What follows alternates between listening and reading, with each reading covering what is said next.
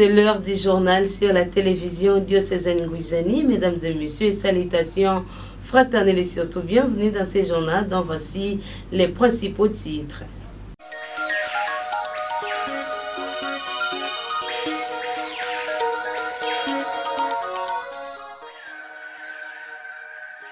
Son Excellence Monseigneur José-Claude Mbimbimbamba a présidé ce vendredi du janvier 2025 la réunion qui a réuni tous les curés doyens.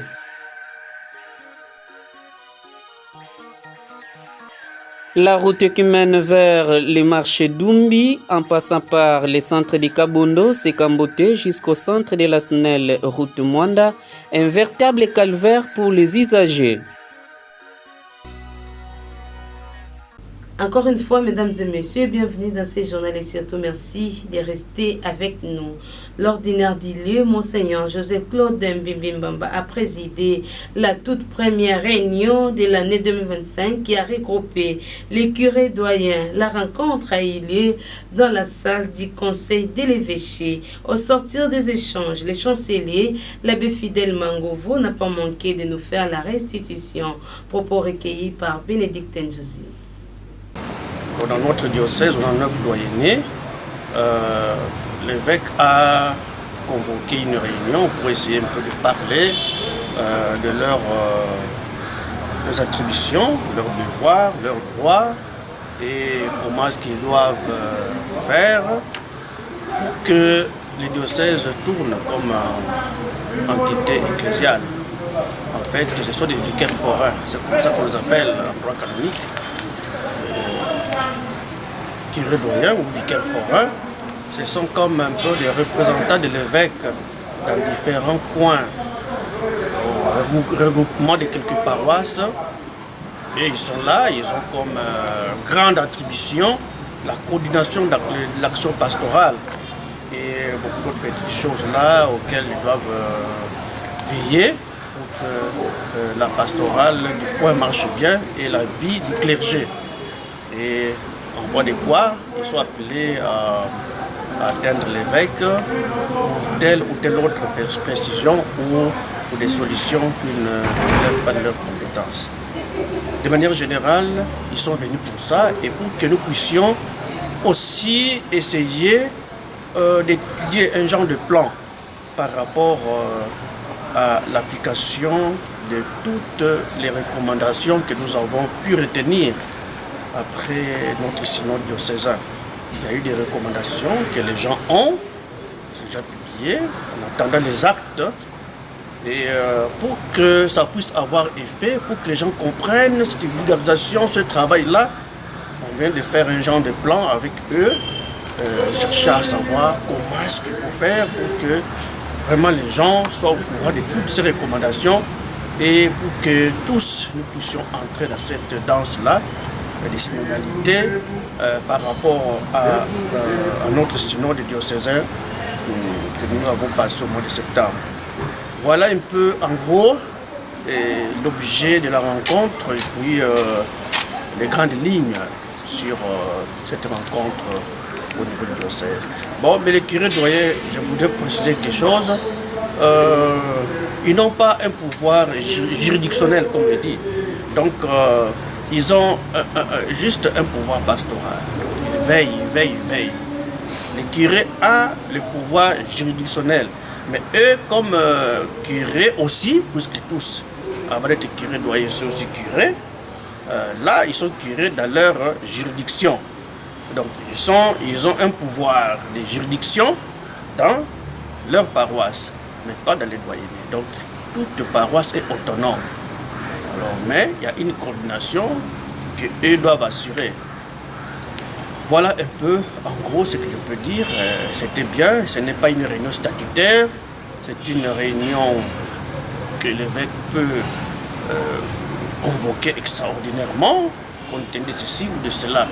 Généralement, notre évêque le fait chaque année, il invite les curés doyens. C'était là l'essentiel des nouvelles qui se déroulent au sein de l'Église. Parlons éducation, un atelier de vulgarisation du Caneva, des rapports trimestriels conçus par le ministre d'État de l'Éducation nationale a eu lieu ce vendredi 10 janvier 2025 à l'intention des sous-prophètes œuvrant dans la province éducationnelle du Congo central 1. Le centre pastoral a servi de cadre à cette activité. Plus de précisions avec Madame le prophète Marie Salomé Boroto. Je me suis déplacé de Matadi vers Goma pour une rencontre avec tous les sous-prophètes, les chefs de sous-division, les 11 sous-divisions de la province éducationnelle du Congo central 1, pour d'abord vulgariser les canevas des rapports trimestriels qui viennent d'être produit au niveau de notre ministère. Et c'est là où je profite de l'opportunité pour féliciter Madame, Son Excellence le ministre d'État, ministre de l'Éducation, pour avoir doté les opérateurs pédagogiques que nous sommes de cet outil. Et c'est la première fois dans l'histoire de l'éducation où nous avons un outil. Nous, au niveau de la province, au niveau des sous-divisions, un outil comme ça. Et vraiment des fleurs, beaucoup de fleurs à Madame, Son Excellence, Madame la ministre d'État et le ministre de l'Éducation nationale et le gouvernement citoyen. Et donc, nous sommes avec les sous-provinces en train de discuter des documents. Après, nous sommes en train de faire l'état des lieux. L'état de lieu de la province, voir les difficultés par sous-division, les difficultés qu'ils rencontrent, n'est-ce pas, les problèmes et comment ils parviennent à les résoudre. En d'autres termes, les actions pour les faire. Nous essayons de corriger aussi quelques données statistiques qui nous ont communiquées parce qu'on ne peut rien faire sans données statistiques. Donc, le travail est très très important. C'est la raison pour laquelle nous avons pensé nous séparer de déplacer. Quitter Matadi pour être un peu à l'écart et réfléchir avec eux et essayer de trouver des pistes de solutions pour booster les systèmes éducatifs du Congo central. Ouvrons à présent la page infrastructure. Mesdames et messieurs, l'impraticabilité des routes devient l'un des problèmes majeurs à résoudre dans la ville portière et historique d'Eboma. C'est le cas de la route allant de Dumbi en passant par les quartiers Source, Sekambote jusqu'au centre de la Société nationale d'électricité SNEL, route Mwanda, constaté par Dimi Bunga. La route allant de Dumbi, source Sekambote jusqu'au centre de la SNEL, située sur la route Mwanda, se trouve dans un état de délabrement très avancé. La population de cette partie située dans la commune de Kabondo éprouve d'énormes difficultés pour accéder à cette direction. Pas d'accès pour les véhicules, seules les motos qui empruntent cette route, mais avec beaucoup de difficultés. Les habitants de ce coin demandent aux autorités compétentes de trouver une solution urgente, car, dit-on, mieux vaut prévenir que guérir. Mairie, ngana kumona nzila bie ba chef ya bourgmestre ben kana mona nzila ya eke balabala principal kwa tina Sekambote no bimati na SNEL na nzila Mwanda metala nzila kezola zengana ya kezola zengana eske ben kana mona ben ba fum ben sala betu volontaire nzila ke ya mutuve nzila ke ya mutu nyos donc ça mu yasunga beto nzila ya bonga ba moto bazolemba kuluta awa même camion yako kaja fe kuluta parce que nzila kezozenga bale mfikira betu konzila ya yeke nzila mosi ya principal yake kede kusadisa batu mingi sakasake katua na Dumbi kwako yake moto Sekambote kuva tipi onatra metala nzila kene kuzengana batu makulu tala kaka batu kaka mesu mwe mona mboti kele vraiment vraiment c'est grave vraiment ben mona betu kiadi vraiment ben kuzatala nzila yayi obetile kugwa bakotia rompo kuna tiba bakere kusala ba projet kusala banzila betu kwako benile kubambukile betu moyo ben sala fort vraiment Restons toujours dans ces dossiers consacrés à l'état des routes qui sont devenues impraticables. Nos reporters ont tendu le micro à un fils du terroir à la personne de Malouba, propos recueillis par nos reporters. Vous savez, il y a Sekambot, soit il y a quartier Lou qui est na commune à Kabondo, est comme impraticable. Donc, une fois de plus, tous ceux qui ont ceux qui 4 ou 5 mbula et bêtis na modèle les obétés là, et que katana, même monter que les gars les suscités.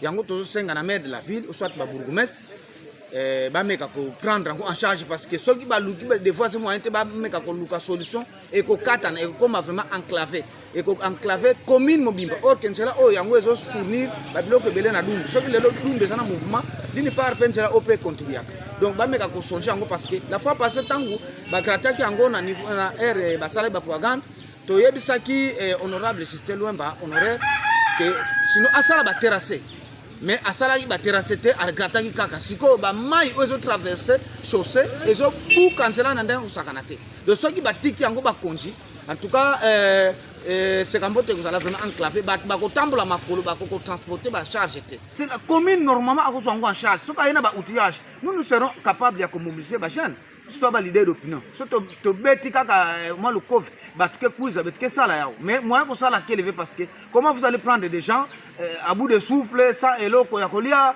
ba ça là vous comprenez donc je ne dis pas que biso to vocater mais l'état de ceux qui a se pointer biso to côté le mato ça lango parce que ndenge komi et ko senga susu ba tout senga mo engin ou soit ba tout ba ko ça na bango mais et senga peut appui à quelques bateaux ba ça na ba moyen.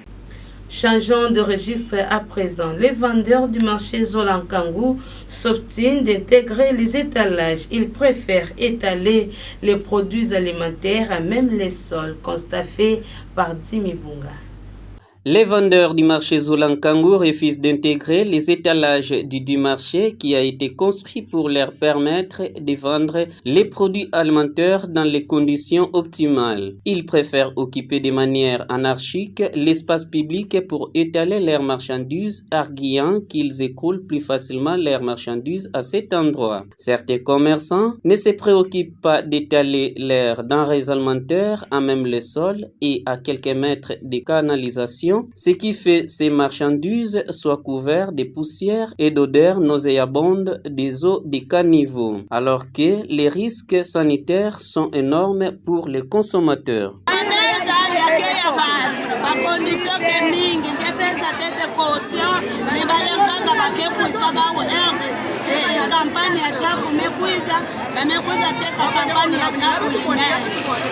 Jeannette Itimba, chef du marché Zolankangou, a lancé un message sur une nouvelle opération qui sera lancée avant la fin de ces mois aux propriétaires des étalages et aux vendeuses de prendre des précautions. Propos recueillis par nos reporters.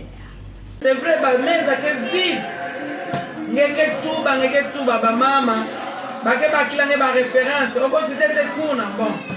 Kuna yake zando à l'état, yake zando à l'état. Il faut ben kuwa. Awa mume luta na media. Ben kuwa yao, bapangi na kena bapangi ba ukete kaka na Zolankangou. Peut-être ba ke ba katanve ya kulanda. Ben nos abisa ba opération ke luta. Kaka na janvier a. Mais avant ça là, même 2 jours avant que tout là-bas. Ma mesa ya kaka. Yake vite, ba mama ina peut-être nous a bavé. Mais quand ba même monter la mesa. Muno lokola mukete de ao. Ba muke tubila ba monter. L'herbe ke monter. Peut-être ba ina kufa ma mesa l'herbe ke kuwa ke ba même monter la mesa. Ba meka quiz. En tout cas muke tubila ba. Ben mos moyen ben quiz ateka ikene. Ba mama ya ime monter. En tout cas, il y a bonus, même il y a 2 ou 3 mois, il y a au fêlé. Après, il y a une maison. Bon, si il y a signé un contrat, parce que jusque-là, la maison est vide. Il y a un café. Là, maman est montée. En tout cas, il y a un papa. Il y a monté, il y a un foutu, ça va. Il y a un bamama balere bake monte na mesa bamemesana c'est obligatoire il faut bafutila parce que batungaka bamesa ina bapesaka mbongo bapesa bamoyen bao mais du fait que batungaka bamesa bakuza teka ve bayaki na iti lere mukena kumonte se bao na bamesa yake vwanda ve na kumonte na kubana kufuta non mukena kuzabisa mukena kubokila pe mukena kubokila kalere nyonso yina kena mesa nani na zola nkango kete kisaka ve betikena besoin nani na bureau a bayina pe metungaka bameza bau bamevwandaka bau bameza kena kufua mukena besoin beno bayina pe kena badepo mingi ke awa monsieur le journaliste inachefe alors bakuiza mumona bau parce que batu mingi pe kena tsatu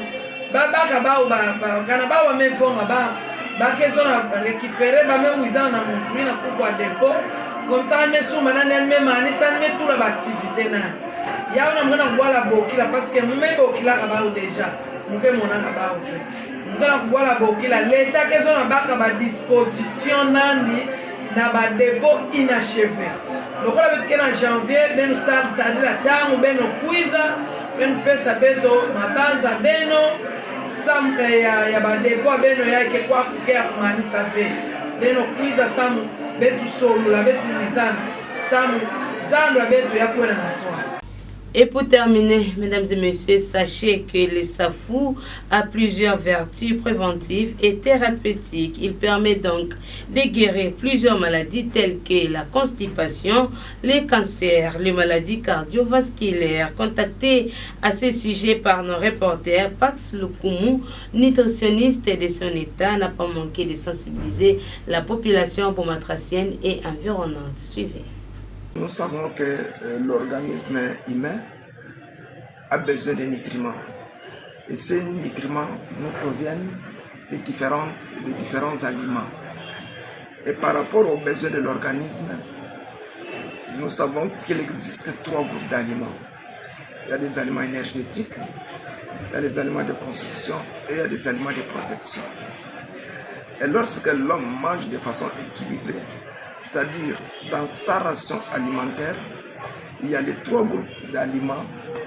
À ce moment-là, nous pouvons dire que la personne mange de façon équilibrée. Et là, il est épargné. Et parmi ces aliments-là, nous savons que les aliments énergétiques, c'est ce que nous consommons tous les jours. Nous avons les maniocs, nous avons les chikwang, nous avons la canne à sucre, nous avons le foufou, nous avons les riz, le blé, etc. Et les aliments de construction, là nous avons tout ce qui est viande,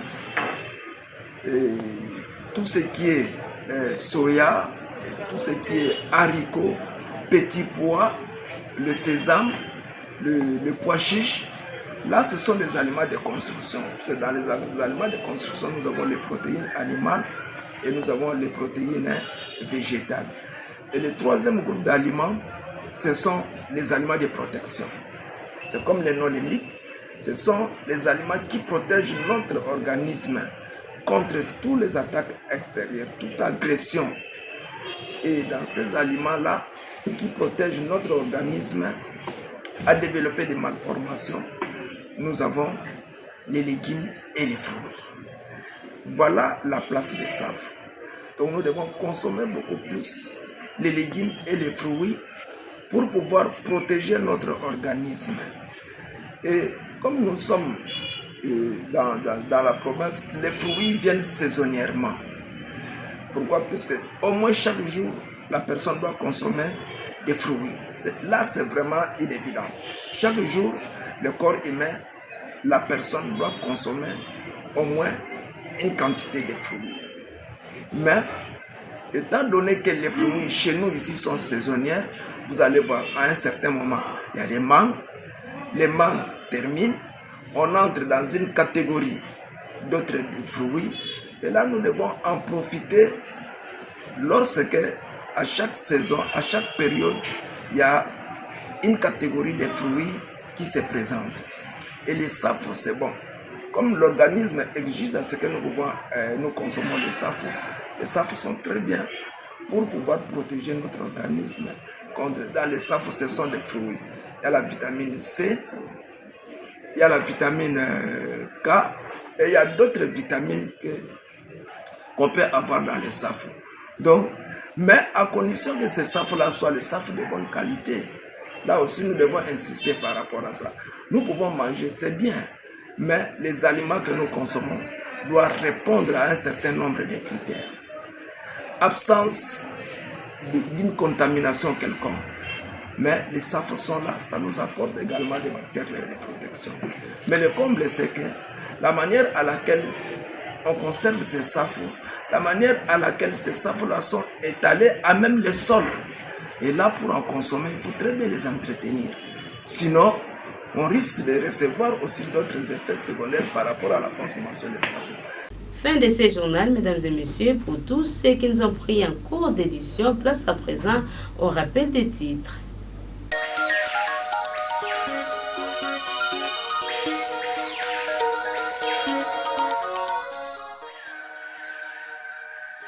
Son Excellence Monseigneur José-Claude Mbimbimbamba a présidé ce vendredi du janvier 2025 la réunion qui a réuni tous les curés doyens.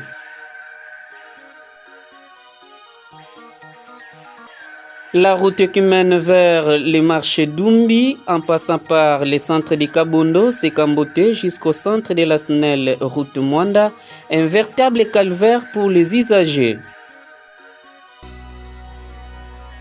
C'est par ici que nous bouclons complètement la boucle de ce journal, un journal de Jimmy Bunga qui a connu le concours rédactionnel de Bénédicte Ndouzi dans une réalisation de Crépin Ngumba. À vous, mesdames et messieurs, merci de l'avoir suivi. Surtout, bonne suite des programmes sur la télévision diocésaine Ngouizani. Et d'ici là, portez-vous bien. Suivez également ce journal sur YouTube en tapant RTDN Boma. Partagez et abonnez-vous. N'oubliez pas d'activer la cloche des notifications. La RTDN dans vos poches, la RTDN entre vos mains, la RTDN à l'heure du numérique. RTDN, chaîne de l'excellence.